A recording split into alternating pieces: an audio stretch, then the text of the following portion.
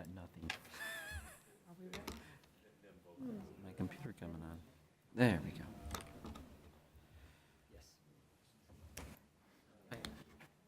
Sherry, Nathan, are y'all ready to go? Pretty much, yeah. Do we have a scrolling agenda? Oh, no, you know I'm on paper.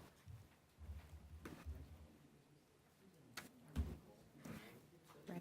I mean, I've looked over all this stuff. Ladies and gentlemen, the Madison County Board of Education regular session for November 15th was called to order earlier this evening. We went to an executive session, and we now return to an regular session. First item of business is board realignment. At this point, we'll take nominations for president and vice president of the board, and just let me say thank you for allowing me to serve for the last 2 years. It was an honor, and I did enjoy it, but I will be happy to allow someone else this incredible opportunity. I nominate Dave Weiss for president. Motion. I'm not seconding that. So we have a nomination and a second. Second. Is there anybody, I'm sorry, all those in favor, please say aye. Aye. Aye. Aye.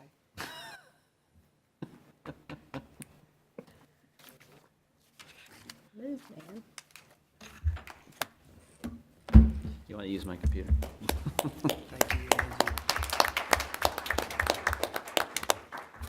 Angie doesn't know a thing about these computers. Are you sure No. you have to move over there? Do you want to use my computer? Now you put Carol and the person on paper together at the end.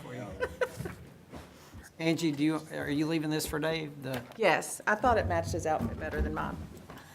Thank you, sir. You're welcome.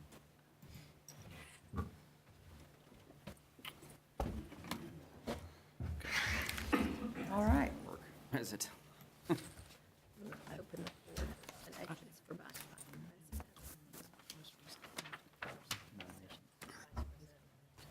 So now we will have a nominations, open up the floor for nominations for vice president.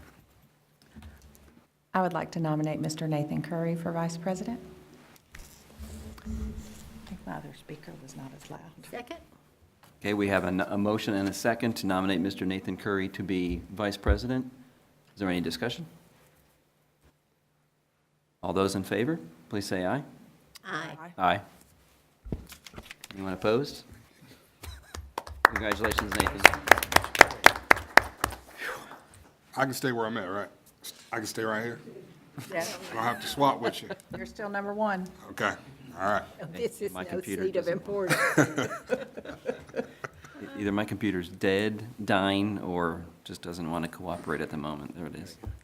All right, I'll recommend approval of the minutes for October 18th, 2018.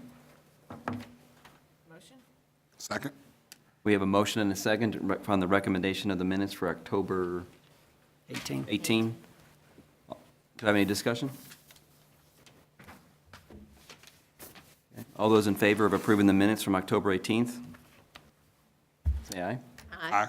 Aye. All opposed? Okay.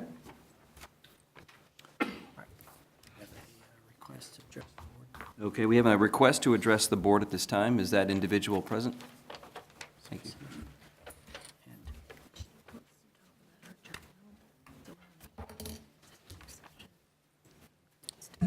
If you'll hold on just a minute, the president will read a precursor before you get started of what you can and cannot speak on publicly.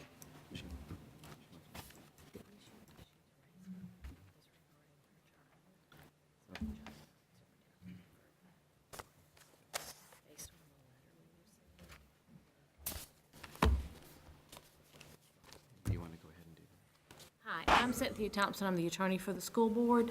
Based on the letter we received about your request to address the board, I believe you're going to talk about some issues regarding a student. Yes.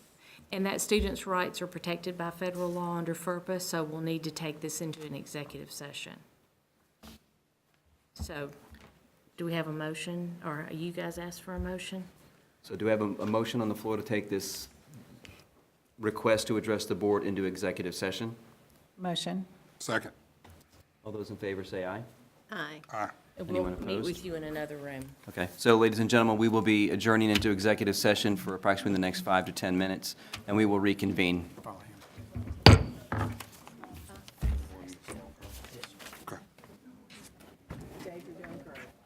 Yeah. Thanks, Sorry, Angie. didn't mean to throw you a That's curveball. okay. The whole thing's a curveball, so that's just one strike of many, I'm sure.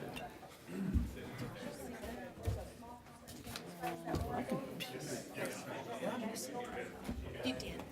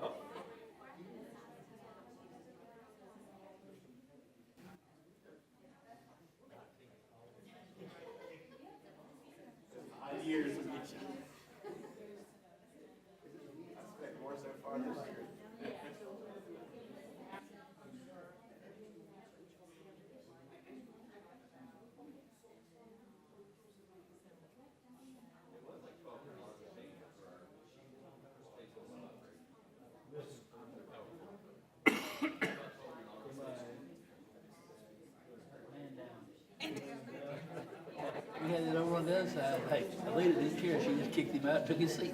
Right? Hey, did you get tobacco started this afternoon? You had to jump it off?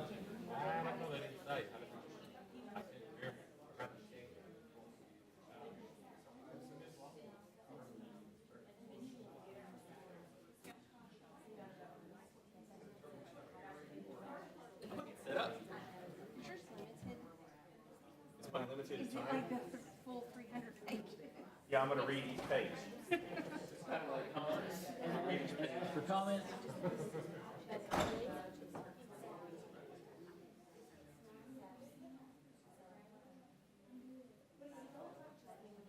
Yeah, and how, filibuster is not the term I'm thinking. We can sit there and just start reading out pages.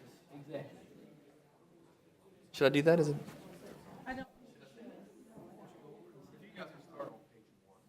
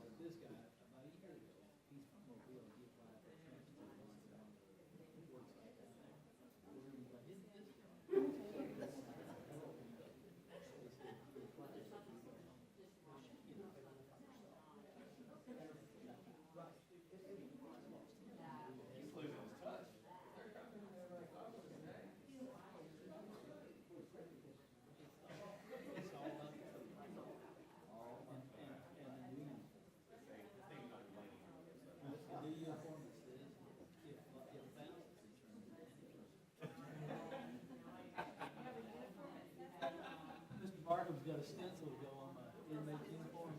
He says your found return today.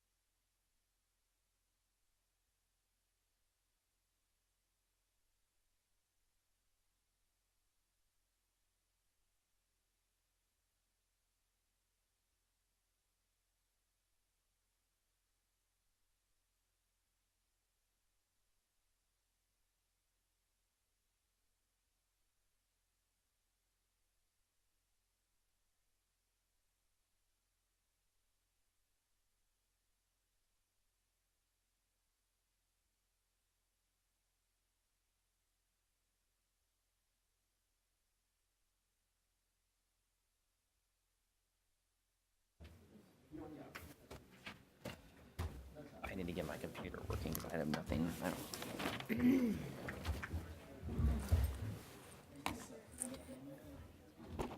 Okay. Madison.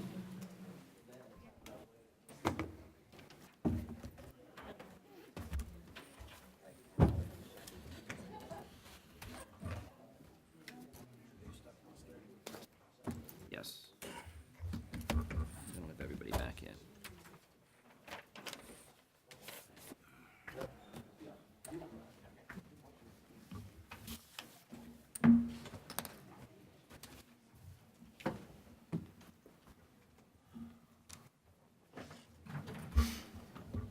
Can we have everybody back? Okay, the Madison County Board of Education is back in session. Next on the agenda is informational items and safety evaluation review, overview with Dr. Mark Minsky. Turn my mic on here. The Safe Schools operations came to our school system in the week of August 20th. We received their final draft of their evaluation, all 230 pages of it, which I emailed to you earlier this week. 35. So, 235? What came out? I think it was 230, but okay, 235, Ms. Bates. It was a lot. What I wanted to go over this evening is kind of their general recommendations. What we've done already is I've presented each of the principals with the general recommendations, and they've also received a copy of their school's report. So the principals already have that to be able to review and start looking at it. They basically came up with 24 different recommendations, which I kind of combined tonight into 17 points.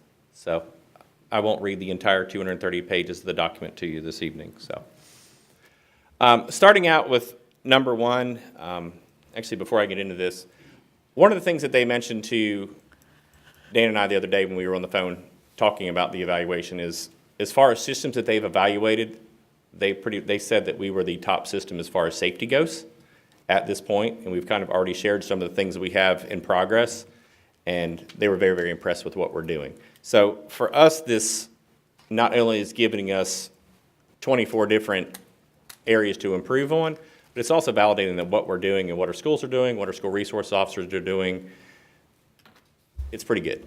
So that kind of, for me as a parent of a child in elementary school, kind of makes me feel a lot better that, you know, we're doing a lot of the best practices that should be done. So line of sight, and this basically came up with some of our schools that have a lot of shrubbery in the front or around entrance areas, and one of the things they recommended with this piece was just to keep an eye on those, make sure those are trimmed back a little bit so that it's not causing a place for someone to be able to hide or somebody to be able to elude vision from people coming in the front of the school. So that's kind of just a quick little overview on that piece. The second item was signage, and this goes everything from how do you get to the front office to where's the visitor parking. So Kerry and his team are actually working on that as we speak. For a lot of us, we're used to going to schools and going to visit schools, but someone going to a building for the very first time, you know, some of our schools have a difficult understanding of where the actual front office is. So making sure we're going to continue to work on signage so that when you come onto a campus, you know where to park as a visitor, you know how to get into the front office so that people aren't technically wandering around campus. Number 3 is the Shatterproof Window laminate, and this is something that many of our schools we have in place in many of our schools, and that's at the front of our buildings.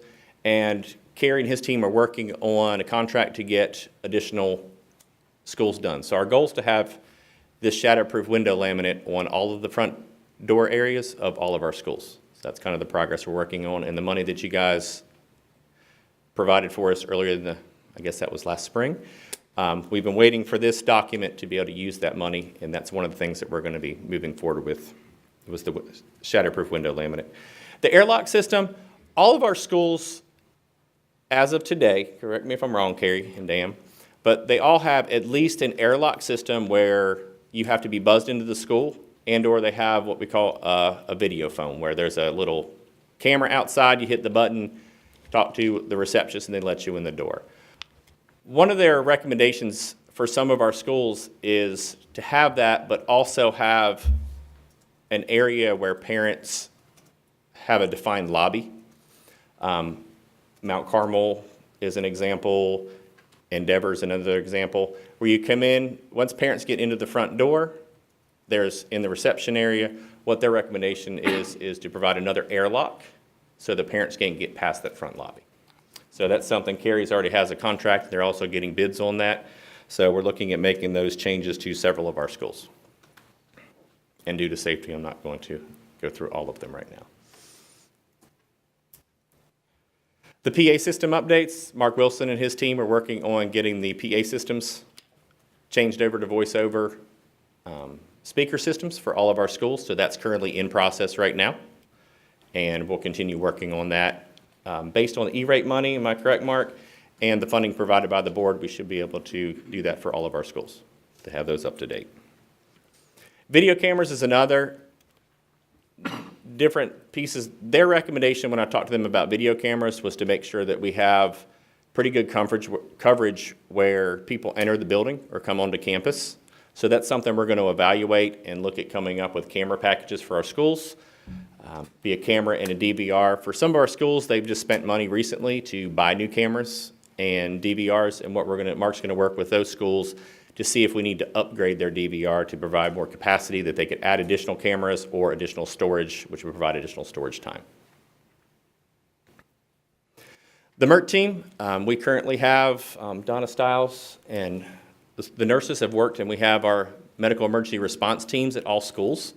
As part of that process, one of the things that they'd recommended was to make sure that we have tourniquets and clotting equipment in those, and we do have that. And in addition to that, we had an administrator from every one of our buildings go through an advanced first aid program. And I believe yesterday we ordered what we call go bags for those individuals that will have tourniquets, clotting, the basic first aid. So if they're called, if the nurses, something happens to be occupied and their MERT team's called, that administrator has been trained to be able to provide advanced first aid, and will have an actual go bag, which will have gloves and things like that they would need in case of an emergency, medical emergency.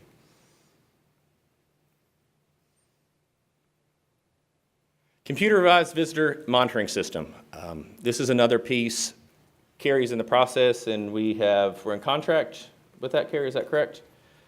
Yeah, we're in contract with a company called Raptor. And what Raptor system is, it's again, visitor monitoring system where a parent comes to visit a school. They're going to have lunch with their child, or they're checking in to meet with the teacher. They provide their driver's license. It is run through this machine. It prints out a badge with the location where they're going, their name, their picture from their ID, and it also checks a database, which the main database is for sexual predator database. So it runs that check and provides us a little bit of information, again, if we need to follow additional board policy or how to handle that situation. So again, that'll be set up at all of our schools, hopefully in the next couple of months. And again, that's money that was used from the board allowing us for that $750,000.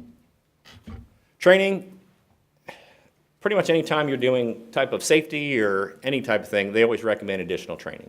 So one of the things that they found is making sure that we're clarifying with some of our teachers the difference between a lockout and a lockdown. And we're going to make sure that we're working with our administrators to, again, provide our teachers training.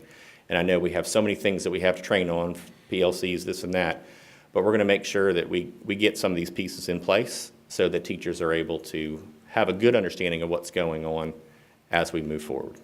But again, training is something that they recommend moving with. The Virtual Alabama system, this is our basically repository for all of our safety documents. The group is not a big fan of this particular product. They just felt it was cumbersome and didn't work very well. However, this is what we're required to use by the state, is what we shared with them. I do have a meeting with Inside, who runs the program, at a conference here in the beginning of December, and I'm going to actually sit down with some of the individuals from there and share some of the concerns that were brought up during our safety audit. So we're going to follow through with that. The SRO gun safe lockers, one of the things for safety for our school resource officers, they're all issued a handgun firearm. One of the recommendations from this group is to provide lockers in their SRO office that is secured, which would house their long gun. And that's something we're kind of moving forward with right now. We got approval from one of the lieutenants and one of the sergeants as far as a particular model, and we're going to be installing those in each of our schools. It'll be a little while until they get put in place. The Sheriff's Department has to do their own protocol on how they'll be, whether they're going to be issuing them additional firearm for that particular safe to stay in there, or if they're going to be issuing or be using carrying cases to take them in and out of the building. It's a safety thing when it comes down to a situation within a school. If that's a quick opportunity, if they're in their office, that's just an opportunity and a much, from their point of view, a more accurate use of a firearm. So this is something we're going to be moving forward with the gun safe. Safe rooms, some of our schools currently have basically tornado shelters. Morris Mill is a perfect example of that. One of the recommendations they had with that is to look at how can we use those particular areas for lockdown areas. So they're a pretty secure area, and just kind of brainstorm and come up with ideas of how we can also use those particular type of rooms. The doors shut, they're solid doors. They'd be great areas for lockdown areas. So we're going to be working with our schools with those. The lockdown drill reviews, they gave us a big thumbs up on this. One of the things that they've shared with us with the lockdown drill reviews are typically when I'll send y'all a text message and say, hey, we're doing a lockdown at these particular schools. We work with the Sheriff's Department and our safety team to conduct those.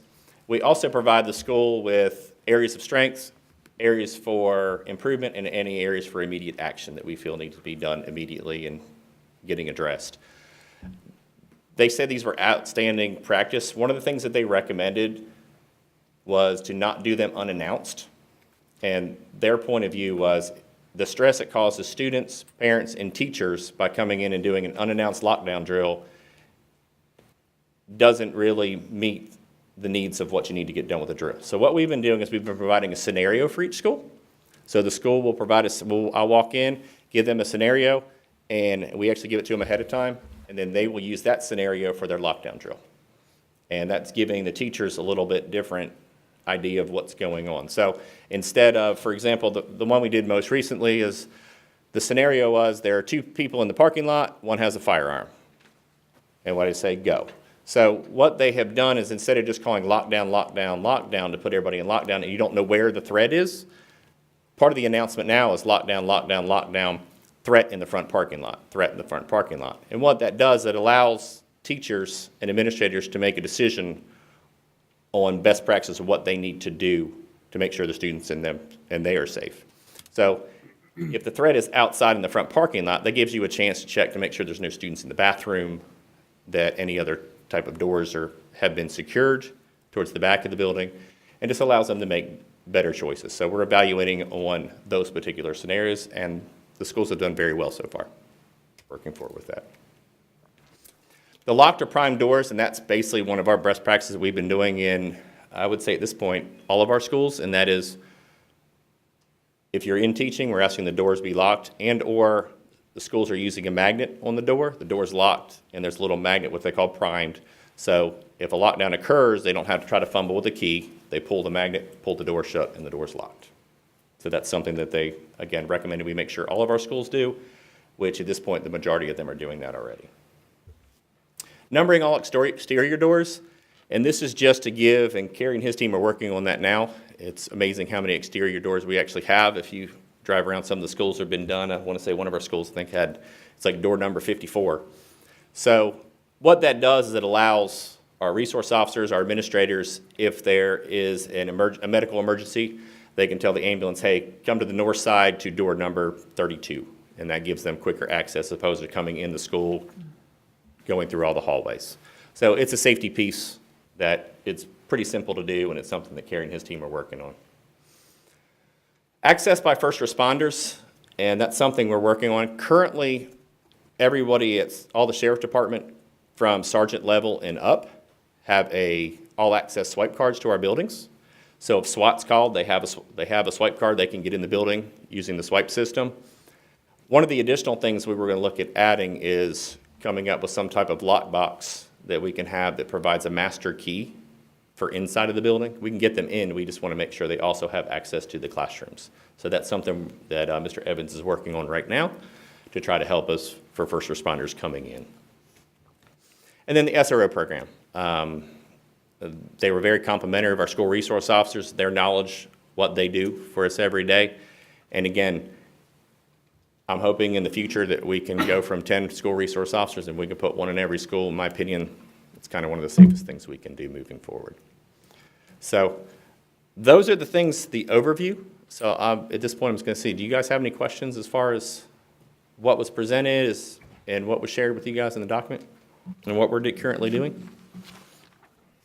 Mark, I have one question. Can you go back and, I want to make sure I heard you and understood what you said correctly about the SRO locker, Yes, sir. the gun locker. What, It is a digitized gun safe that's going to be placed into each SRO office.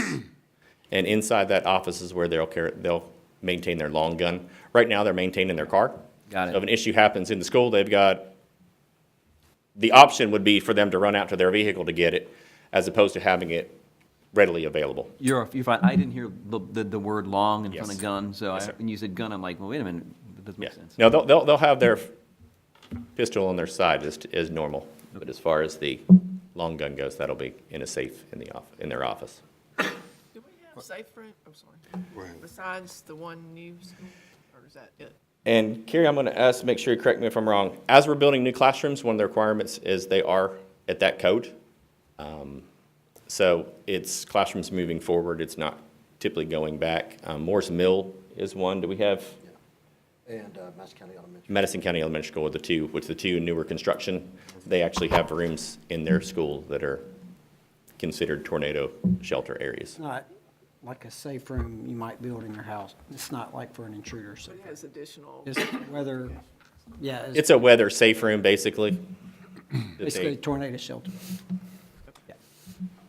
We got the report yesterday. I didn't have a chance to read through the entire report, but do you know if it was mentioned from a district level, a safety coordinator? Is that mentioned in the report at all? They did not mention anything about a district safety coordinator, yes, sir. And is there any thought of having a document, of course, not going into the specifics for safety purposes, but a document we can give to parents to say, hey, we did do an evaluation. Here's some low-hanging fruit. Here's some things that you need to know about it, but not give away obvious sensitive information. That is something we can address, and that's something I'd like Ms. Thompson to review, just to make sure that we're not sharing something we shouldn't share. A lot of the things they're going to see are visible. For example, if you go to Buckhorn High School and you walk in their front lobby now, there is a large storefront where you can't get into the students. I know that was a concern from parents. And in the back of that building, when you walk in for the attendance area, the attendance office has actually been relocated to the main area. So there's an airlock, so there's no more access from that. So some of those things are being done, and some of those things at that point we could probably share. So, We could I do. mean, is that something the board would be interested in? Like, I mean, we could draft like a press release that makes sure that information is appropriate and to be able to have an information sheet to send home, or is that really for y'all's information? It's Kinda what actually would you- something I was going to ask about anyway, not necessarily right now, but I did not read the whole thing, but I spent more time than I'm willing to admit to reading that. And I myself appreciate it being done because it gave me a great deal of validation and it made me feel like we had done the due diligence to make sure we've covered all the areas.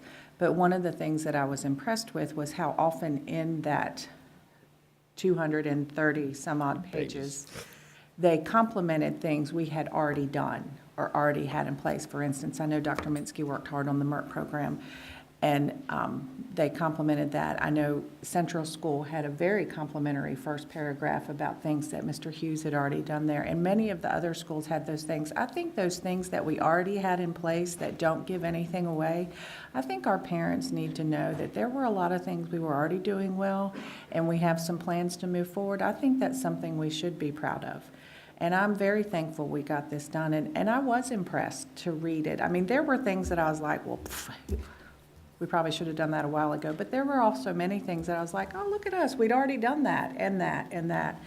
And I know we don't want to give away specifics because the whole idea is to be safe, but I think the way they were worded, many of the things where they were complementary to our system, I think we could take from that and add to some type of flyer or just to the banner of the website or on our social media.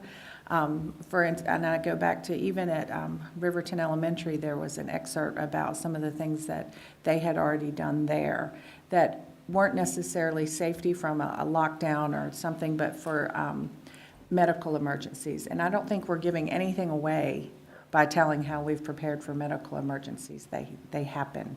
And so I think we could use some of those things and reference some others and make a very nice document that would allow us to give our parents some support and some feeling of confidence when they're sending their kids to school. I did have one question, and I hope I'm not giving any safety thing away, but I'm thinking more in the medical emergency during a tornado type of situation. Do swipe cards, and I'll look at Mr. Evans, still work if we lose power? Yes, they're on a battery backup, Okay. so we have several hours for them to operate. Okay, I had assumed they were on some type of separate generated power source, but I just wanted to make sure, because I can see us in this temperature swing we've got, having a tornado and not being able to get into the school would not be good. Well, thank you. Thank you, Dr. Minsky. Okay, Ms. O'Bannon, give us a fiscal year end 2008 discussion.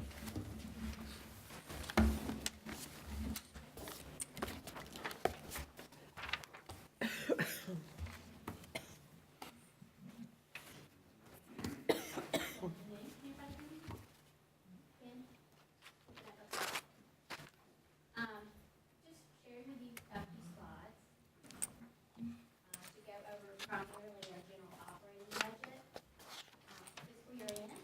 The first two, these financial statements are ready for board approval tonight, and the first two columns, we've included these, of course, for administrative action. The first two columns, general and special revenue funds, I have summarized for you as I do every month, and I sent those to you earlier in the email.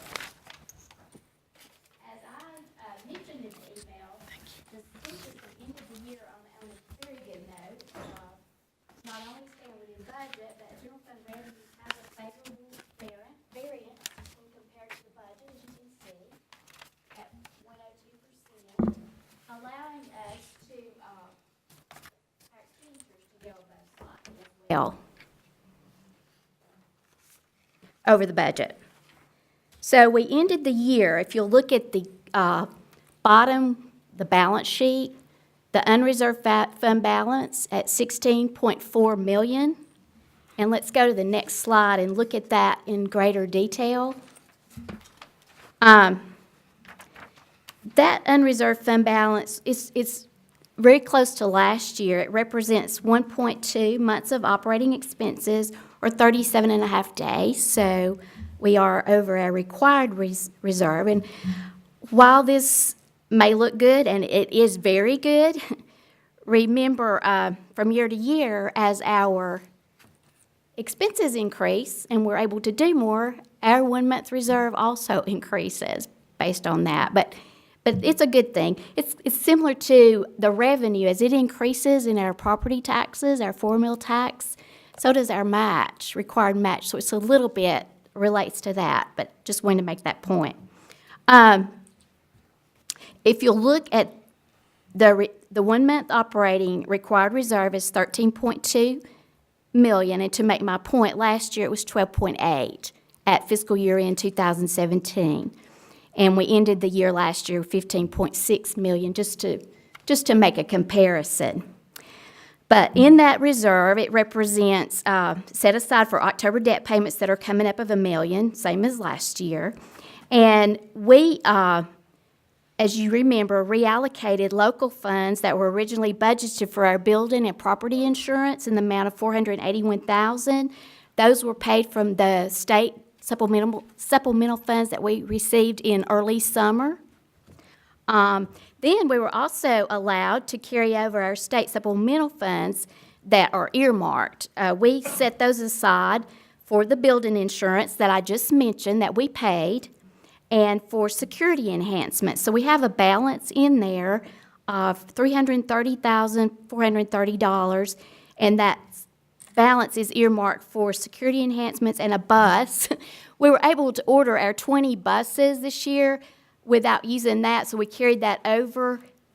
So we're going to let a new bid for our buses, and because we have in the budget for an additional 20, and so we will have a little bit of money here for that. We may not in this 19 fiscal year, but you can see the increase in Medicaid reimbursement funds of $200,000 more than what we budgeted. We spend about $650,000 out of that money for our mini bus aids, and we received close to $800,000 this year, so more than what we needed. Typically, we have to dip into some other local funds to cover all the salaries and benefits for our bus aids. So that was a nice surprise, and again, we can't depend on this from year to year, but it's the first time that's happened. And I don't really know, they really can't tell me what the trend might be for 2019 or 2020.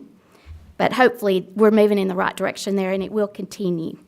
And the biggie is our excess actual sales tax collected over the budget, as well as like $75,000 of that was for some other miscellaneous revenues that we had not anticipated. So that makes up the balance. We want to continue. I did a page, the next two slides are just to cover sales taxes.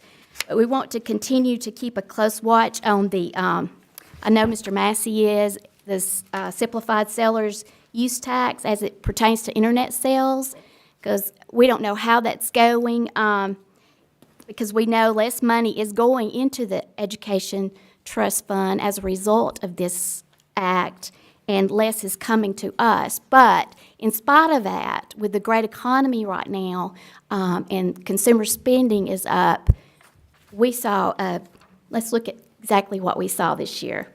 As you'll see here, September, we accrued that as an estimate at fiscal year end because we don't receive the September collections until the end of November. So this is the estimate for the half cent. You can see almost a 7% increase. And that's in dollars. That's about $550,000 more than I budgeted for that. We budgeted a 3% increase. Same thing with the 1 cent. With the estimate, it's a conservative estimate, should be close, almost a 9% increase with the 1 cent. And with that, that's $635,000 more than was actually budgeted to cover the cost. So you go back, that's why we've got that $1.2 million right there. Okay? Ad valorem taxes have not increased, I would say in the last 5 years, more than, about 1.5% per year, 1 to 1.5%. And they are increasing slightly, which is better than in most counties or some counties across the state. But this was not anything unusual, and it's typical for our ad valorem taxes at this time. You can see our 4 mil, 5.5, and 6.5. But before we move to the outstanding debt, let's go back and, well, we won't have to go back. Just talk a little bit about the excess. We probably would want to set aside some of that to cover the anticipated salary increases that the legislators and the State Department of Education is already discussing with our superintendents, and our utility cost. Just like in your home, those continue to increase every year with the rate increases and the demand charge increases that we have, that we're seeing every year, just like with your home budget. So we want to make sure this looks great. We just want to prioritize and use it with those things in mind. Basically, our cost of living increases. Our debt, this is the principal where it says repaid, decreased. This includes, let me go back to my notes. So this includes just our warrants and our bonds, as well as the Snyder financing arrangements, as well as our long-term notes payable. I'll show you those in just a minute at our schools. And then our capital lease contracts, which are our bus leases. So for the total, we paid $6.2 million in principal, and we paid, it's not up there, but $7.4 million in interest. So overall, for the system, around a $13 million annual debt payment. For the system, it was closer to 11.5. Okay, and to show you a breakdown for our local schools, this is what we have right now currently. We only added one local school loan this year, and that was at Hazel Green for the fencing. The 2712 was an adjustment with the bank's amortization schedule versus what we were showing on the book. So I just netted against the 61.5. So that's the breakdown. To go back to where it says local long-term notes payable, the 1.5 million, and that's what that total represents.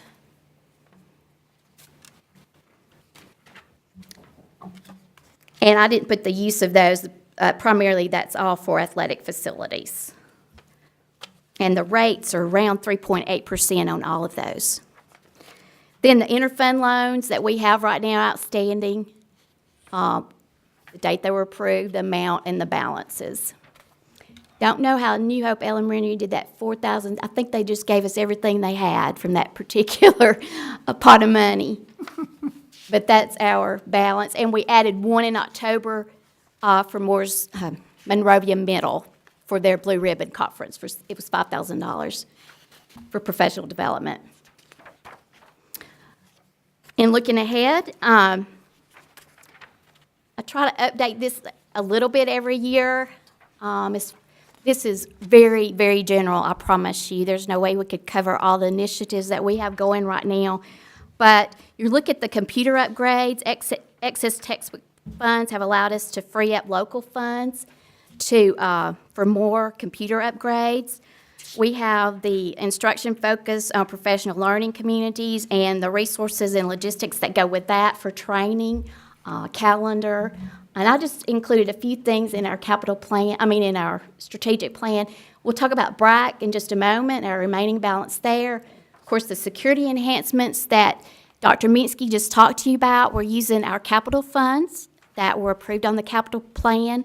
Those funds earmarked from our state supplemental funds, as well as some local funds through the maintenance budget. And we're moving forward, of course, with bus purchases, but our field trip automated process, if you remember last year, we implemented the records software program through Personnel Office to streamline hiring process and going totally paperless in our Personnel Office, and it also was a huge benefit to payroll. So we believe, we're looking into this. Mr. Kubik's office is working really close with the local schools and other supervisors for a field trip automated process that we've been wanting for some time now. So we think we have a fix for that, and that's in the works. As I said, this is a more detail. If you'll recall, there's a typo there. It says estimated balance carried forward. The estimated balance, when we were doing the budget and presented to you, was $41 million. So it is pretty darn close to that, how we ended the year. So this is not estimated. This is actual, so you can strike through that or just remember that. But this is the breakdown of the monies that have been used or spent through the current period. So that's through today. In looking at the land purchase and architect, engineering, other property services, that's what the total, the $3.8 million is represented there. It's everything that we did. If you need a breakdown on that, I can provide it. And then the other items that are on our capital plan. That's what we've spent so far. Karen, I do have a question. On the Monrovia Sparkman area land purchase and Yes. architects, does that include everything that Carrie's done up to this point, like to date? Yes, sir. So everything that we're doing now has included in that 3.8 million? Or Yes, sir. that for, I'll make sure, No, this is for the new high school. That was Correct. the design for the new. for the new high school. What happened on that design, I have well, there's 3.2 million was land, 2.3 million was land. 1.2 was architect and engineering for designs and redos The and. new high school. Yes, sir. And the rest was surveys, testing, and other miscellaneous fees. The remaining 70-something thousand dollars. But I can send you a detail. It's designed for the new Sparkman projects too.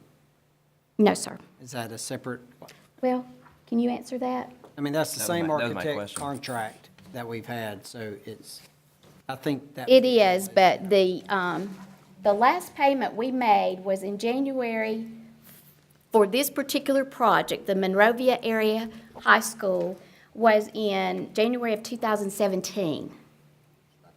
This says, the bottom, the 249,000 on this says architect and engineering for Spark. Preliminaries. Yeah, we've started pulling it out into a separate project folder.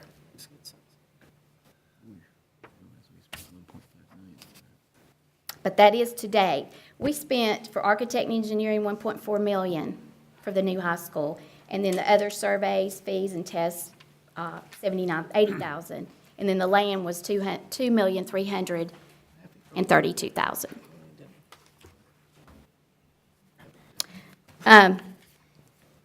I'll share with you, it's ironic, but today I just received unless there's other questions. And I think you all know my contact, that's just something we do on I'm sorry about that, and my PowerPoint was not nearly as nice as Dr. Minsky's, but I don't have I thought Lauren. it looked great, especially a couple of those slides there. of the You liked those, didn't you? revenues. That's Yes. right. Um, Okay, Yeah, those were my favorite. good. S&P, we actually received an upgrade. Of course, we're not borrowing any money anytime soon or floating any bonds, but I received the report actually this week. Moody's is still working on theirs, and I only have it in draft form. But it says, outlook, I'll just read you this tiny paragraph. This is from S&P. The stable outlook for Madison County Schools reflects our opinion the board will likely maintain its strong reserves. Got that? With supported conservative budget practices and the long-term renewal of certain property tax millages, and I hope we don't have to go through that anytime soon. We also expect state funding will likely remain relatively stable. What did I do? Okay. Relatively stable due to the increase in the state's education budget for fiscal year 2019 and its fairly stable enrollment trends. We do not expect to change the rating during the two-year outlook period, but our rating went from A+ to AA-, which is an upgrade again, and it means stable, and it is above average for school districts across the nation. So, and it would be higher if we had taxing authority and could raise taxes. We don't have that luxury. You can't do that? I thought you could do that. I can do many things, however, no. Any other questions? There's a lot of building going on. Do you have any idea how that will impact ad valorem taxes? I mean, is there, The, It's I'll- just I'll talk adding, on the- it would have, you know, Ms. Rucker, it's adding rooftops and that sort of thing. And I'm not sure, have you, yeah. the building authority, what their current data is? Mr. Massey might know how to Yeah, answer which that better slide- than me. Which slide has the ad valorem? Can you jump to that? It's right past sales tax, yes. I don't have a slide number. You could, yeah, that one. If you notice on the 4 mil, it generates 4.3 million. That's the district. But the countywide 5.5 mil generates 9.7 million. Almost there, Karen. I want to come back to that one too. Right there, yeah. So line 1, 4 mils in our district generates 4.3 million. So in our school district, 1 mil is valued at about $1 million. $1 million, yes, sir. Countywide, 5.5 mils is almost $2 million, $1.8 million per mil. Countywide, that's all of our property, including Madison City, Huntsville City. Huntsville City's per mil is almost triple our district's per mil. So, you know, Right. you know, even if we were all taxed at the same millage rate, it's those district, It's the revenue that it generates. revenue off of a district mill is half of what a revenue off of a countywide mill. That's So correct, because of something property that- values, that's correct. So it kind of depends on where that building, you know, if it, in a corporate real estate or commercial real estate is taxed at twice the rate as a home value too. So, and that's what our district went up just slight, you know, just, And that's what we've seen the last 4 years, like a 1% increase. and county went up by. Well, it's less than 1, actually, but it's around 1, and that's what I budget every year is 1%. If you jump back 3 slides, I want to point out to the board too, right there, is that, where was that supplemental fund slide, Karen? Was that one more slide before that or after? Where we talked about the bus? Oh, there it is, that's it. You're on it, I'm sorry. So the, with the supplemental funds, we got about $1 million from the state that was released this, after the last session. That was actually in the budget the year before, but it got hung up in the Senate. And that number is based on how much is in the rolling reserve and how much is needed statewide. So we were able to use that, we were able to flex that. We used it to cover half of it. We did some technology, some safety, and we covered insurance, and we were able to use that insurance to kind of say, hey, well, let's wait and see what we need it for. And we brought that forward, right? So that $481,000, that was for insurance, is really there for us to now kind of use wherever we need, because that was allocated for insurance. We use that supplemental funds to cover our budgeted insurance payment. This year, it's estimated that, and when the legislature reconvenes this spring, when they pass the budget, that we'll get triple that amount in another one-time payment. You can't budget that because it comes, you know, if the state budgets, how the state budgets look, but what it's looking now, we could get 2 to 3 times that. You know, usually the legislature fights on how you can use it. It used to just be all on technology. Now they've let you use it some on safety, and then other things like insurance lets us be flexible with it. So that you just have to have a plan on how you're going to spend it, and the state has to approve that before you get the money. So we're hoping we can, you know, that could be another extra bump we're going to get in April. That's looking at the state superintendent's kind of proposed budget. So we'll see how that shakes out in the legislature next spring. So that's what that, I didn't know if y'all knew where that 1 million came from. But that, you never know if you're going to get it. This was the first time we got it in the fall, but we might actually, that getting carried over, might get in the spring too. Right. Any other questions? Okay, thank you. Thank you, Ms. O'Bannon. Do a presentation of the 2019-2020 arrival and dismissal times from Mr. Madison. All right. Can we pop that up on the screen back there, guys? So one of the things that we are looking at, or that we've implemented with our strategic plan, and really our focus has been with professional learning communities. You know, Tim did a pretty detailed presentation on that and talked about how it's really become kind of the culture of our system and kind of how we want to operate. There was another PLC conference over the weekend, over Veterans Day weekend, that a lot of our folks went to. Tim, about how many folks? We had about 25 leaders in our district to go there, and it's really becoming something we're rallying around, and honestly, it's something we think is really going to make a difference, and it's really that learning for all at high levels philosophy. So with that, our principals have crafted times for our teachers to meet as teams. How that's looked at school by school is very different. Some meet in the beginning, you know, early in the morning, some in the afternoon, some common planning. Some schools have gotten subs for teachers to meet during a time, and they're missing class time. And so we really have thought about this, but we really wanted to make sure this is something that our schools were kind of buying into, and they have. And we have kind of run this by our student group, our teacher group, and my administrative group, my advisory councils, and others. And it's really to create a PLC time district-wide. Owens Crossroads Elementary did something like this about 4 years ago, and they did it after school. So it's been done before and was impactful there. So what we wanted to do is to put this in front of you, and we'll talk about kind of your role in this a little bit later. But I'll explain kind of what this might look like. One of the things that we felt like we needed to do, first of all, was to extend our elementary day time a little bit now. Right now, our elementary schools don't go quite as long as our high schools, our secondary schools, particularly where we find a potential gap is our K-8 schools are on that early time and our other middle schools are not. So 7th and 8th graders, depending on if you're in a K-8, don't necessarily have the same amount of instructional time. So we wanted to make sure everybody had the same amount of instructional time. So we'll have kind of a 4 typical days. This will be our K-8s, our intermediates, and our elementary schools. And where the school day would begin for students at 7:45 and end at 2:45. Right now, they end at 2:30. And that would be 6 hours and 15 minutes of instructional time.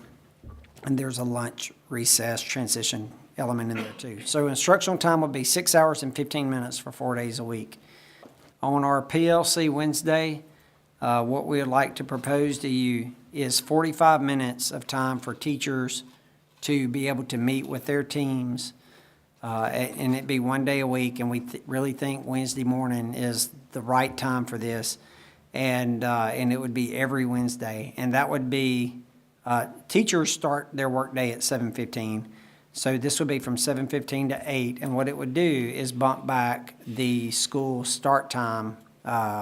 It would start 45 minutes. So school days for those early start times would be 8:30. For middle and high schools, the start time would be 9:15. The ending day, we wouldn't want to change that. The instructional time there would be 5 hours and 30 minutes. So if you multiply this out, because you think some Mondays you have holidays and that kind of thing, we have 143 what would be regular days at 6 hours and 15 minutes, or 6.25 hours. That's a total of 893.75 hours. Of your PLC Wednesdays, we'd have 35 of those at 5 hours and 30 minutes is 5.5 hours, or 330 minutes, for 192.5 hours, for a total down there at the bottom right of 1086.25. 1080 is required. A few years ago, it used to be 187 days or 180 days for students. Now it's hours time, and that would put us just about a day over. So in case we had a weather event or something like that, that it would still give us a day, and we'd still be within our hour time. Now, where you come in to play, and we're going to have to ask you to vote on this for approval, and here's why. At the very bottom, and if you can kind of zoom in on that, a control plus a couple times there. The scholastic day shall not be less than 6 hours of actual teaching. If you notice, our PLC Wednesdays, 5 hours and 30 minutes. Exclusive of all recess or intermission periods, unless otherwise ordered by the county or city board of education. So you would actually have to approve this before we could have a day with less than 6 hours of instructional time. So not only do we want you to buy in and think this is the greatest thing, we're going to have you vote on it too. I remember when we went to staggered start times before, that wasn't a board-approved thing. There were a couple of you guys on here then. I don't think that was ever voted on. I know it was discussed and the decision was made, but this actually would, because there would be 1 day a week where we'd have less than 6 hours of instruction. So we're not voting on this tonight. This is going to be something that we feel like we've got to talk about for a half of a year before our families are ready for it, and hence the timing is kind of now. We felt like if we were going to pull this off, our leadership team needed to get this to you before the end of the 2018 calendar year. Let you guys kind of talk about it a while, and if we're going to implement it, kind of have that decision made in January, if this is something you guys want to try to do. So this is the first time you've seen this. So just kind of throwing this out there. You do know about kind of our PLCs and our teacher teams and that kind of deal. If you'd like us to bring principals in to talk about it, or teachers, I've got, my student advisory group that I've run this by, my teacher advisory group, and my committee of 6, which is principals. They could come in and share. So just kind of initial thoughts, discussions, ideas on,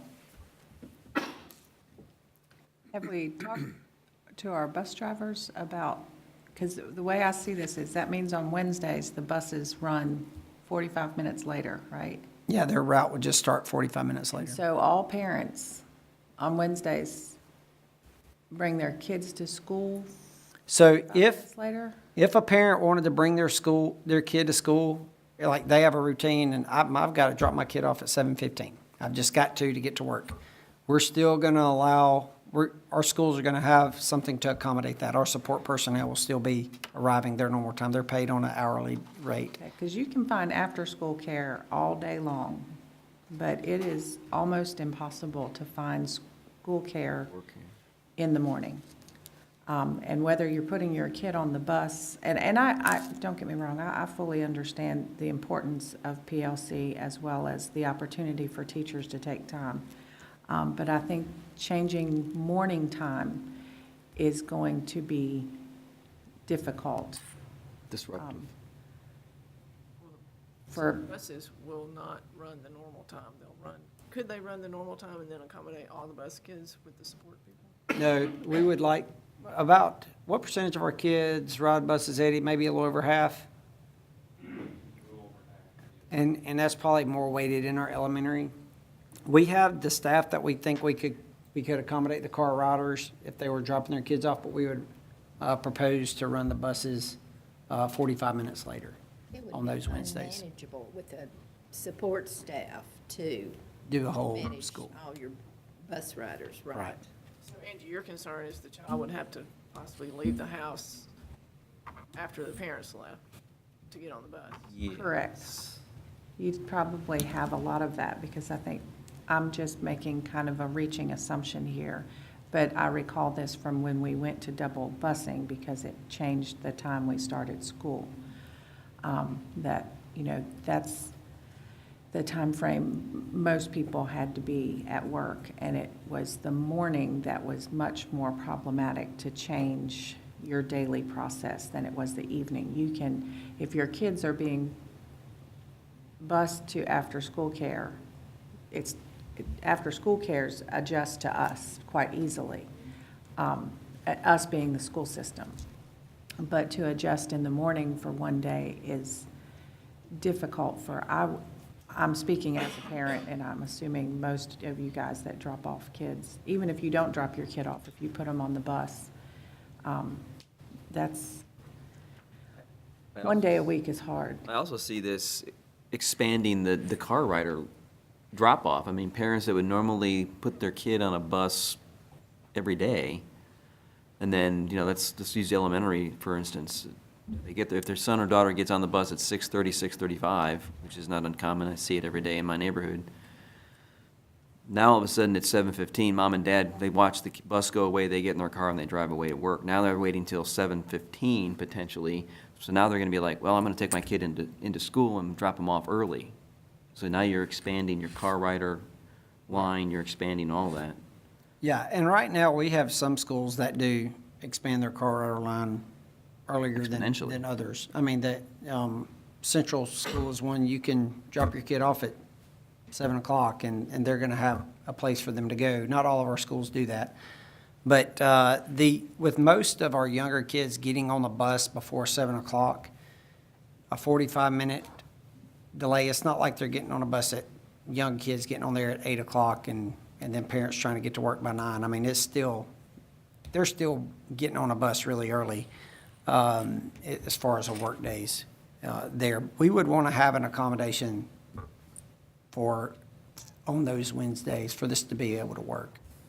And when they did it after school at Owens Crossroads, they made allowances for those children, because I think 1 o'clock or 1:30 is when they started, and they had some very structured activities for children who weren't normally in daycare but needed to be somewhere until the regular time.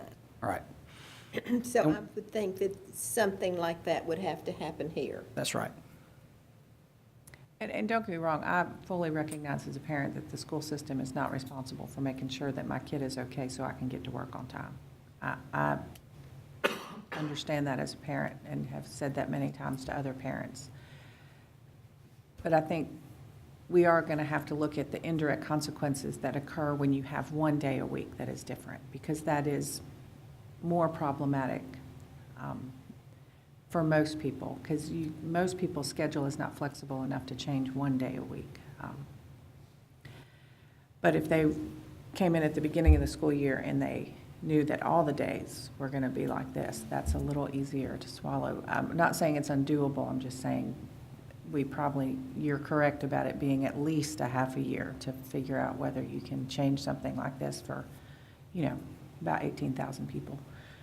Yeah, and I think the decision, I think you guys need to consider this for a couple months, but a decision would probably need to be made by February so people can start making plans for August. It's a tough couple months because school's out for 3 weeks Matt, between now and.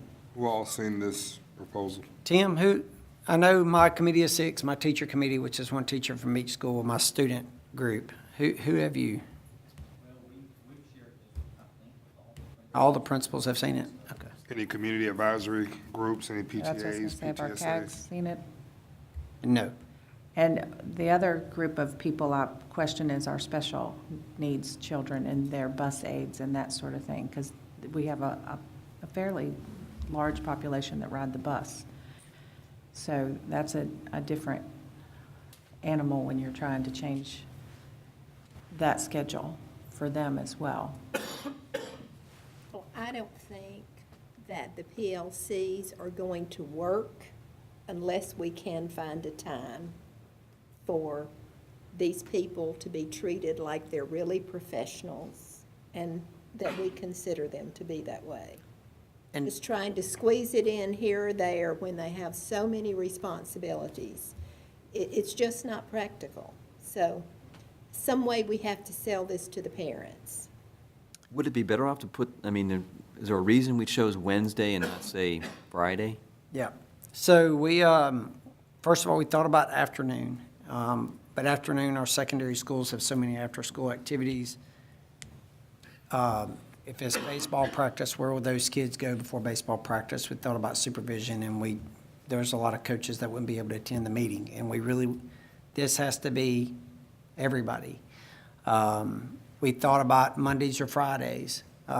Mondays, there are a lot of holidays on Mondays, and if this is valuable enough, it needs to be something that we're doing once a week as part of the instructional process.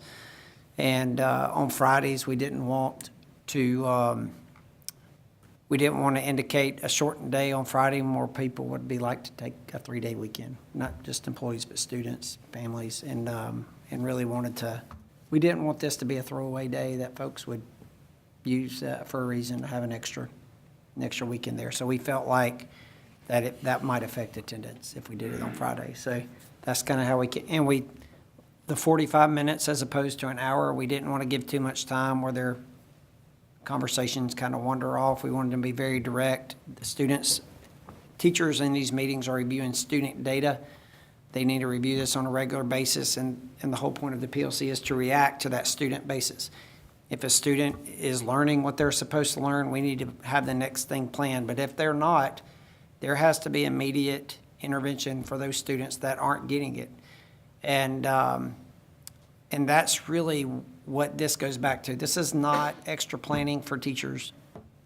This is a response to intervention and a plan that for those students that aren't getting it. And we really think for our students that have, whether it's IEPs that have plans that need to be followed, what do we need to do for those students? What do you need to do? Even in your AP classes, what are you doing for those students that aren't quite getting it there?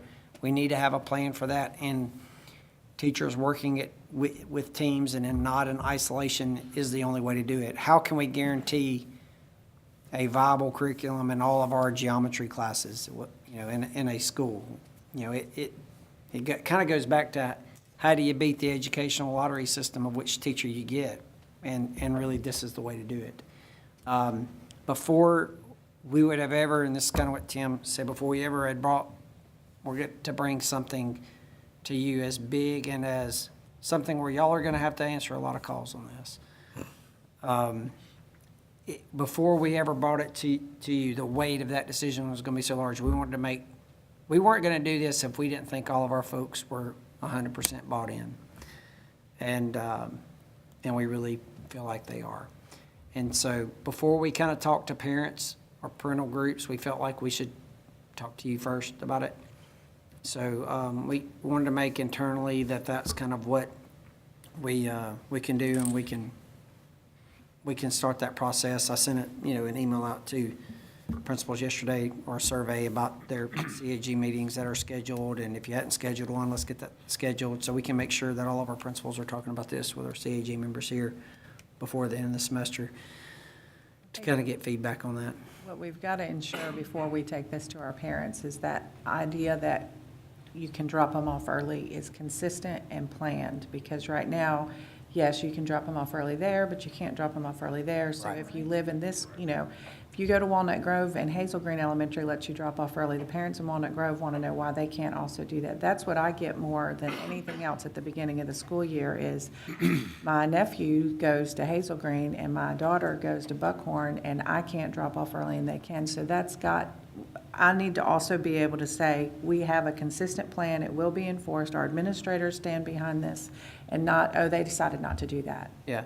So if you look at the PLC time on the road there, it's at the top of the screen, it says 7:15 to 8. The school day doesn't begin until 8:30. We don't really want to change the morning routine up. So from that 8 to 8:30 is the preferred time of what would be a normal bus arrives. Students would normally arrive still a half hour before school starts. There's morning duty, there's car rider line, all that.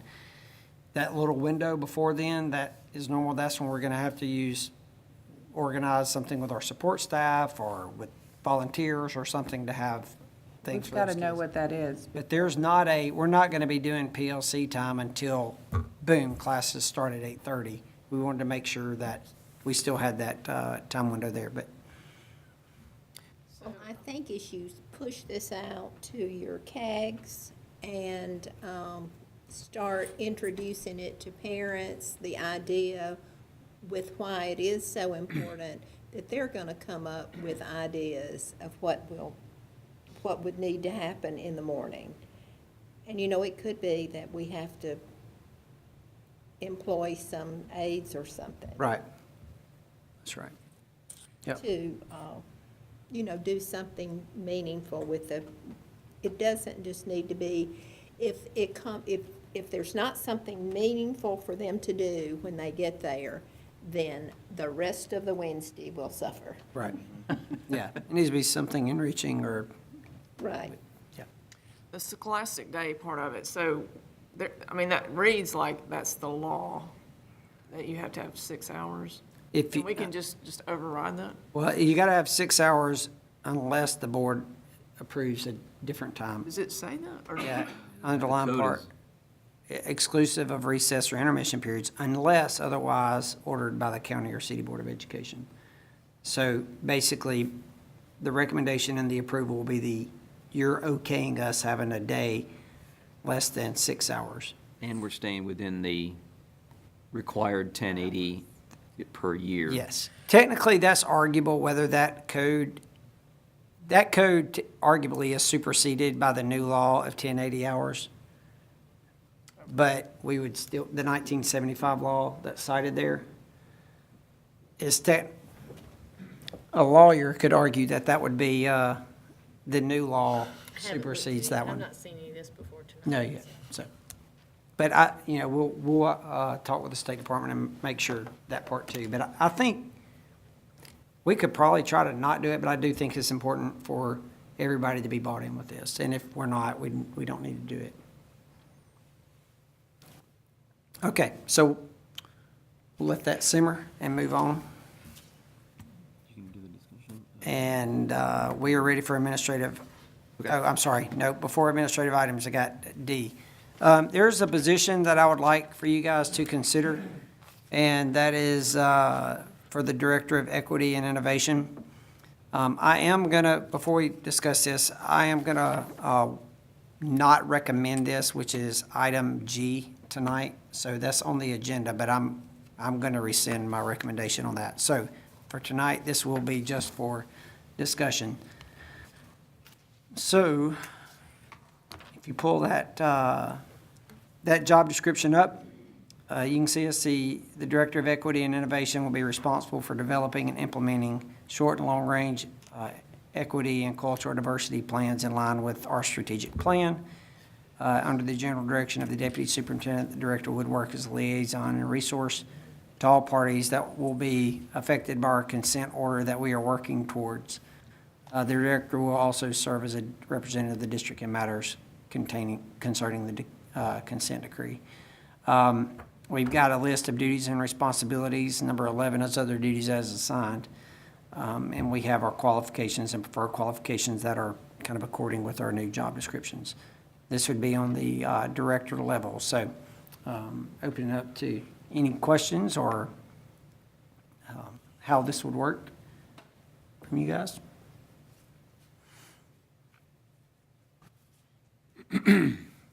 Where'd you pull your responsibilities from? Was this something that you guys just crafted in-house? Yeah, we pulled it from several sources. So we looked up this job description from several different places, and you sent a few this afternoon too, Nathan, and we compared it to. But we looked at, Huntsville has a similar position. It has 2 pages of duties and responsibilities. We try to kind of make it a little more concise and readable. Some of these are things that we think plaintiffs or the courts may be looking for us to do that we feel like would also be good and important for the school system. And it's really something we need to carry us through this path as we're achieving unitary status. We're not sure how many years that will take. We should have our new order, within the next few months or so. And, but the path towards unitary status may take several years. I don't know the average time for unitary status. I would anticipate a 5 to 10 year journey with it. And there really there's nobody that's going to be a huge job getting our school system to unitary status and other systems going through this across the state. It is a tremendous effort, and we really don't have, everybody that's around you here has full days, and there's really nobody to concentrate on this. And while everybody's going to be implementing the new order, everybody's got to understand our order, and all of our employees are going to need to understand where we're going. And so these duties and responsibilities were kind of pulled in what we envision this happening as we go down this pathway. But we also think that this fits in with our strategic plan. One of our 4 pillars is equity, and the innovation piece is in our area right now in the Tennessee Valley, we've got, today I guess I should put this in my update, I accepted a $5,000 check that Boeing, right? That Boeing gave us for our green cars to host a race. And we now have green cars in all of our elementary and middle schools. Just about in all of our elementary. So we have things like that we need, that we don't really have. And then the partnership that we have at Madison County High School with Intuitive, with the computer science program there. So we've got all these companies looking in and trying to do innovation and cutting edge stuff. And we really don't have anybody that ready to take that on. Everybody's plate's full. So we think with equity and with innovation, that is the state, there's an innovation and instruction department in the State Department of Education. I think that's in line with what our strategic plan is and in line to where we want our system to go. Well, we have one person on contract that's supposed to be doing the community partnerships, right? Right, but as far as implementing programs in our schools, like, we've got folks that are trying to get those in our schools, but as far as managing those programs once they get in our schools and seeing through and following them, we really don't have district-level support for that. Sometimes they just land in the lap of a school and we say, hey, we'll go to a school and say, hey, we've got this stakeholder that wants to run this STEM program and we need a school to take this on. Are you willing to do that? And so there almost needs to be somebody there that can help follow that up. So no, we don't have anybody to kind of help make sure those programs get off and running and stay successful. And we currently have reporting. I mean, we do it now. So is this going to supersede that or be in addition to that, or how does that work? With the reporting? What we report now, like I believe Cindy does it now. Right, and we don't know what our new reporting is going to do, but this position would work with our attorney closely on getting Okay, 'cause all it the says reports it's gonna in. file the report, so is that gonna? Yeah, they won't file reports. They wouldn't be authorized. I mean, it's got to be an attorney to file a report. Can make that edit. So, and I don't want to nitpick the job description apart.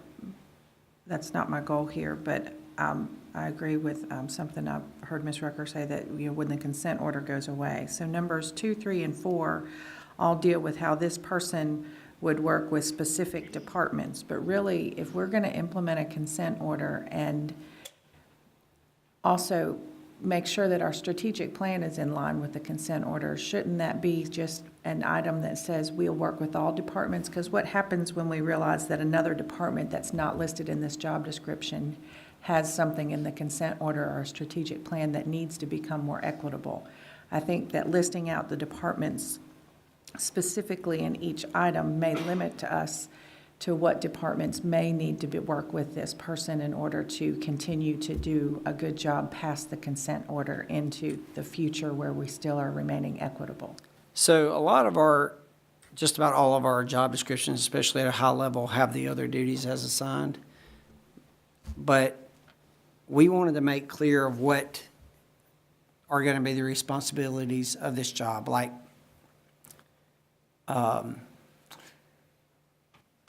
I get, sometimes folks may say, that is not my job description, that is not why I was hired.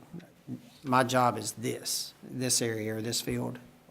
You know, we want to make sure that folks know when we put this out, the expectations of people that are applying to this know what are going to be the duties that are assigned here. And they will specifically be to oversee a lot of these departments. And we could say work with all the We'll work departments. with all departments that are, with regard to the consent order, not limited, but including the following departments, which are something like, the only thing I don't want is to get down the road and not be able to adjust as we need to. Yeah. If the consent order changes or if a department changes and it no Right. longer has that.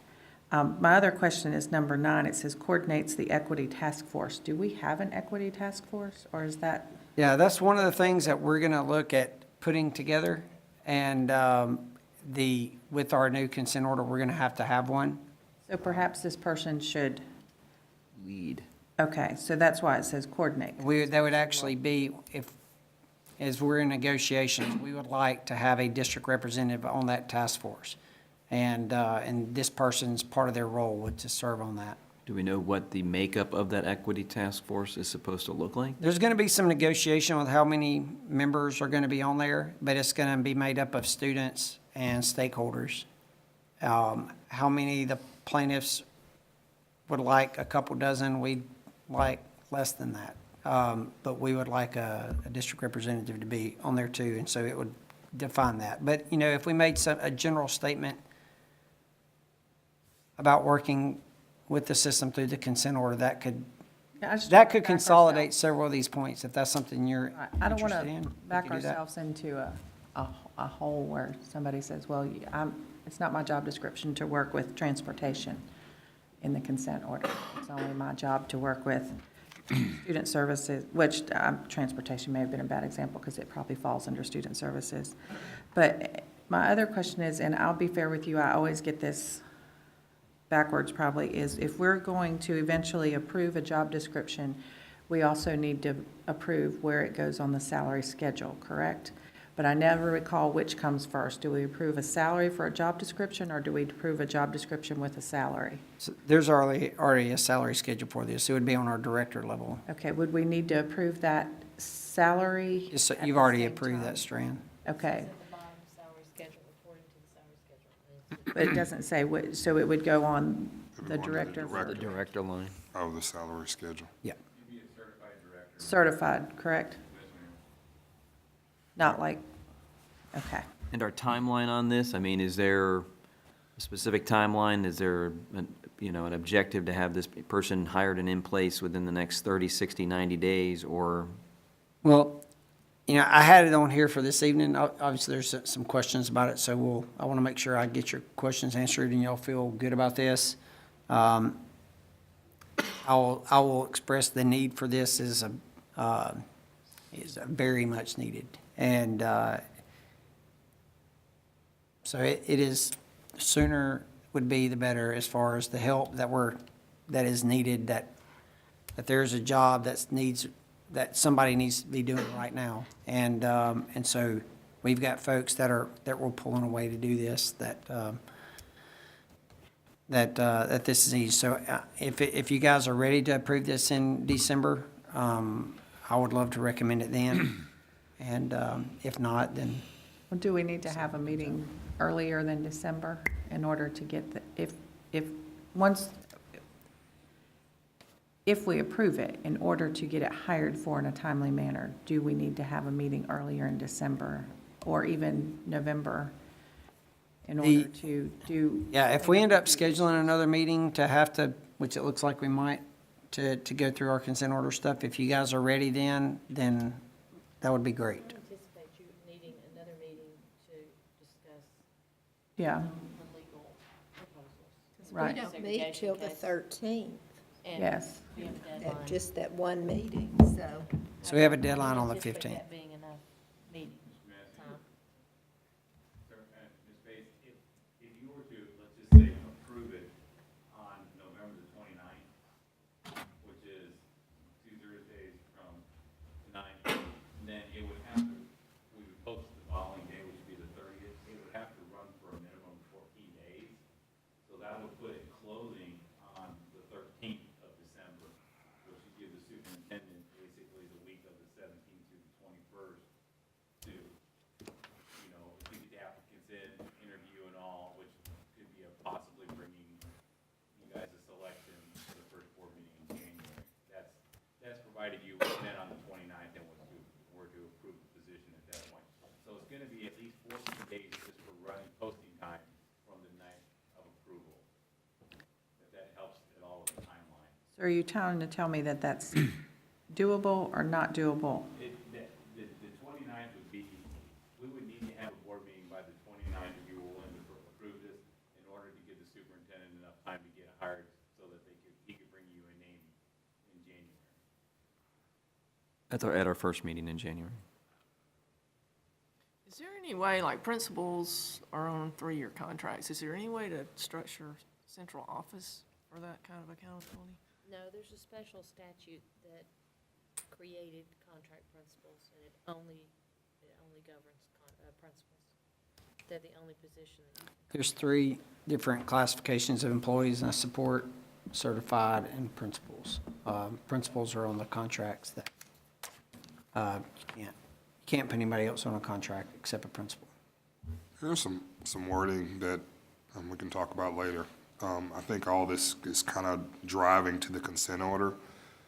And, long-term, the goal is to get unitary status. So if we have this all drafted up just for the consent order, at some point, this position would be, obsolete, and we'd have to make some changes. So maybe a different way we word some of this and how we structure this Okay. would be wise, possibly. Gotcha. Because if the consent order's done, it's more than just that. It's, Right, right, and I think it's more of a strategic initiative, and the consent order may be somewhere in the description, but some of these duties, these are best practices, things we should do anyway, and not necessarily, I mean, we're doing it because of the consent order, but we should do it regardless of the consent order, in my opinion, so. gotcha. Do we need to then go ahead and look at and approve a meeting for the 29th and just go Well- ahead and schedule it? We could, under other business. Okay. Before we move back into executive session, we probably need to do that meeting, and I don't think we have any meetings set up for Okay. January yet, so we Okay. could get a, Tenth. do we? Yeah. We do? 10th. Glad you know when I'm supposed to be here. Which one we go? Through May? When did we do that? Who was president then? I don't either. Okay, that sounds fine. But yeah, All right, well, we'll work on that and bring it back for you guys for more input on that. So we'll obviously work on that and get you guys some updates on that, and we appreciate your feedback through that process. So. Okay. All right, we're ready for some administrative items. I recommend approval of the financial statements, payment of bills, cash reports for September 2018. Motion. Second. Okay, we have a motion and a second to recommend approval for financial statements, payment of bills, and cash reports. Any discussion? All those in favor say aye. Aye. All those opposed? All right, I recommend approval of the following bids as attached. motion. Second. We have a motion and a second for recommendation of approval of bids as attached. Any discussion? Were these sent out ahead of time? I think we got them in your board drive. I couldn't open them, but they were sent out, I think. When did we get these out? Maybe earlier today? I mean, you may not have had a ton of time to look at this. If you want to I didn't see them. carry these I over, we missed can. them. They just weren't- We got some pest control. Yeah, for the pest control.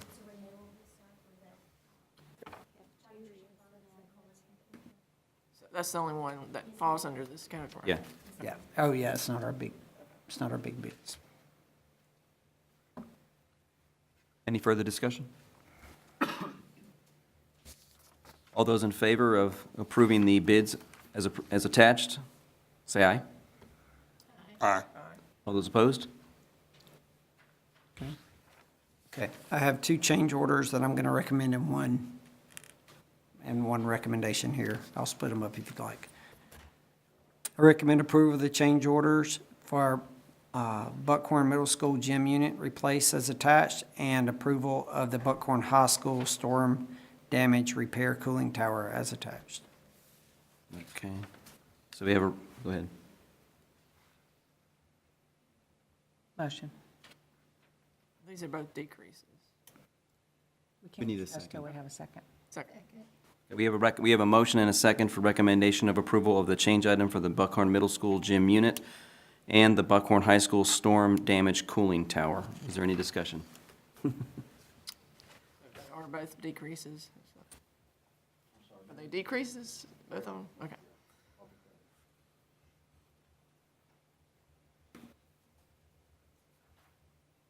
Will we use them or just have them? I'm just kidding. Any further discussion? All those in favor say aye. Aye. Aye. Aye. All those opposed? All right. I recommend approval for the following contracts for services as attached. Motion. Second. We have a motion and a second for recommending of approval of contracts for services as attached. Any discussion? There's no discussion. All those in favor say aye. Aye. Aye. All opposed? All right, I recommend approval of the following personnel items and the addendum 1 and addendum 2 as attached. Motion. Second. We have a motion and a second for recommendation of approval of personnel items for the attached addendums 1 and 2 as attached. Any discussion?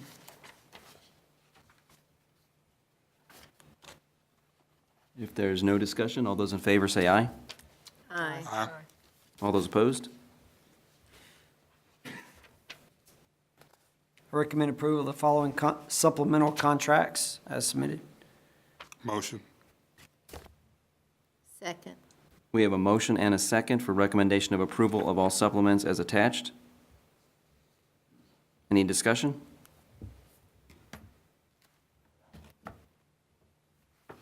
All those in favor say aye. Aye. Aye.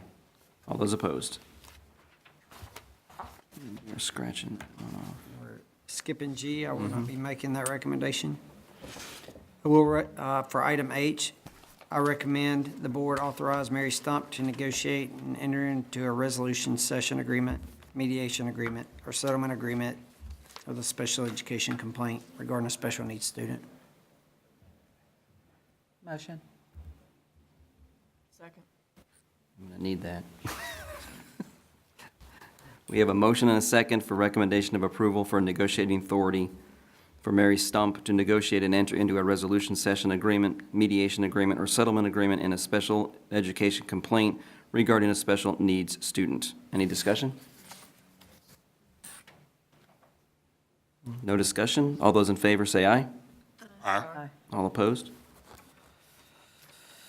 Okay, we have other business.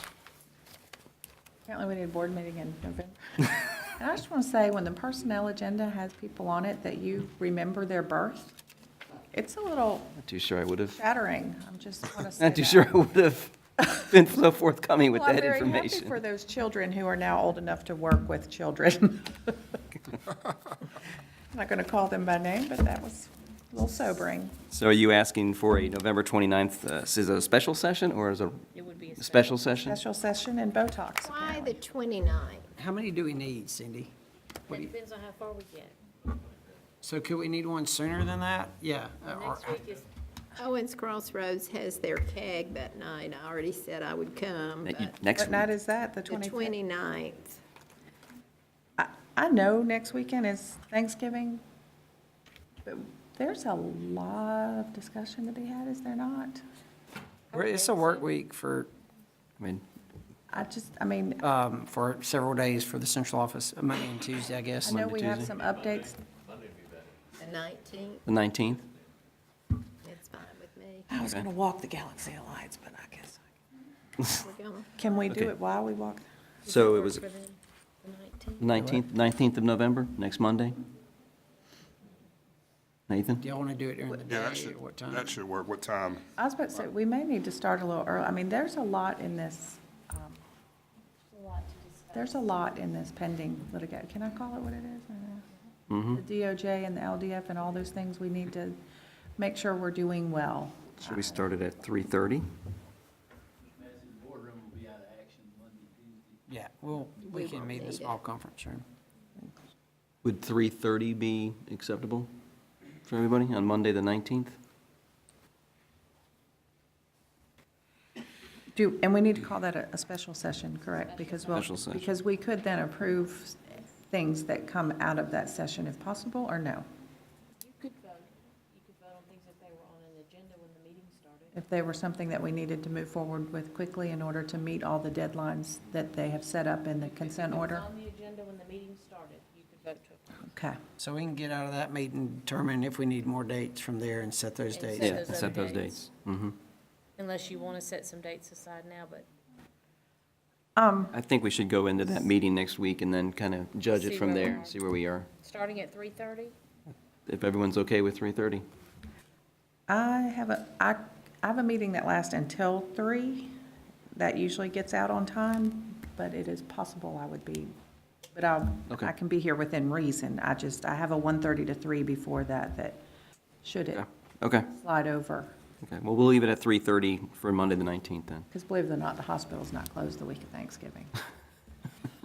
Just have a board meeting at the hospital. Yeah. There's enough of those already. Is there any other business that anyone would like to discuss? Anything that anyone would like to share with the board, with the group? Well, I told Matt, I was really proud of our fans and everybody at Madison County Buckhorn game the other night. During the boys' game, the power went off. It was totally dark in the gym. And of course, everybody got their phone out immediately, but nobody moved. You know, it was, I don't think that would happen everywhere. Safety first. Depends on who's Well, Who was winning? the score didn't change when the lights came out. Oh. Okay, does anybody else have anything? All right, so we have an executive session on the agenda. Do we have a certification? Okay. So, ladies and gentlemen, we will be moving into executive session. We will come back in here after the executive session to vote and/or adjourn, but you're welcome to stay. But it's 7:20 right now, and I have no idea how long we're going to be. We do have to take a motion to move Yes. back into it. So do you have a motion to move back into executive session? Motion. So moved. I have a motion? Second. Second, I have a motion and a second to move into executive session. Thank you all. President Weiss, you may have to adjourn from that hallway, because they're getting ready to clear this room. Hey, we still need to vote.